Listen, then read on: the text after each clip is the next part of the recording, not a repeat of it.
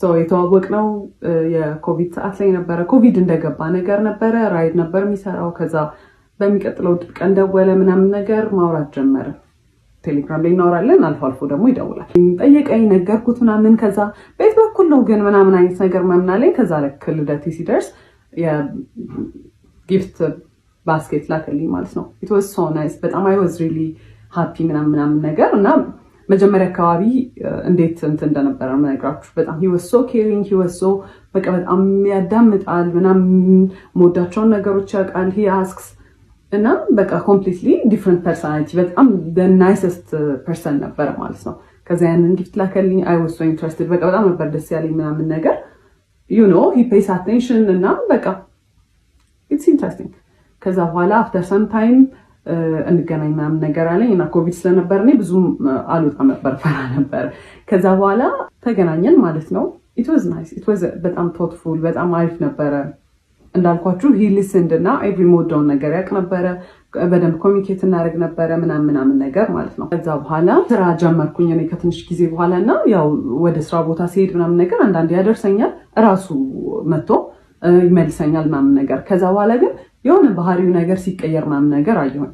ግን ኦል ዳት ዴትስ ምናምን የምንወጣ ሰዓት እዛም ስንሄድ ምናምን ነገር አበባ ያመጣል፣ ቸኮሌት ነው በቃ ላይክ በጣም በጣም ኢንትረስትድ እንደሆነ ሰው ነው። he was interested ብለን እንያዘው። በቃ በጣም ኢፈርት ያስቀምጣል። ኳሊቲ ታይም ጊፍት በቃ ኤቭሪ ላቭ ላንጉዌጅ በቃ ምን የምታስቡትን በሙላ ማለት ነው። ከዛ እዛ እየሄደ ግን የሆነ ኦድ ነገር ባህሪዎች ምናምን ማሳየት ጀመረ ማለት ነው። በጣም ኮልድ ይሆናል ምናምን ነገር። ከዛ ራሱ ነው እንግዲህ ላድርስሽ ወደ ቤትሽ ብሎ የሚመጣው። ግን ስንሄድ ላይክ መንገዱን ሙሉ ዝም ነው የሚለው ምናምን ነገር። ከዛ ዋትስአፕ ምናምን ስለው ኖ አም ጀስት ስትረስድ ስራ ነው በቃ እንደዚህ ተጨንቄ ነው ምናምን ነገር ነው የሚለው ማለት ነው። ከዛ በቃ እየለመድኩት መጣው ባህሪውን። ከዛ እሱም ቤት ሲገባ ደስ ዊተስ ቴክስት ነው የሚልከው ምናምን። ስለዚህ በቃ ባህሪ ይሆናል ምናምን ነገር ብዬ ቀጠለ። በኋላ ከሆነ ያህል ጊዜ በኋላ ምን አለኝ፣ ራይድ ነው የሚሰራው ብያቸዋለሁ። ራይድ ብዙም እያዋጣኝ ስላልሆነ ሀገር ሄጄ ስራ መስራት ፈልጋለሁ ምናምን ነገር አለኝ። እና ምንድነው የምትሰራው? ሹፌር።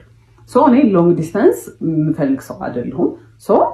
ኦኬ ዩ ካን ጎ፣ ግን እኔ አልፈልግም ላይክ በቃ ሎንግ ዲስታንስ ሰራ ብዬ ሳሰብኩኝ አንተ መሄድ ትችላለህ፣ ግን ሪሌሽንሺፓችን አይቀጥልም። ማስፈራሪያ ሳይሆን አይ ዋዝ ጀኑዊንሊ ሬዲ ሙቭ ኦን ለማድረግ ማለት ነው። የፈልገውን ነገር መምረጥ ይችላል። ከዛ he was like no እንደዛ አይደለም ምናምን ነገር፣ መለየት የለብንም መቀጠል አለብን ምናምን ነገር አለ። እሺ አልኩኝ። ከዛ ግን መሀል ላይ ምን አይቼ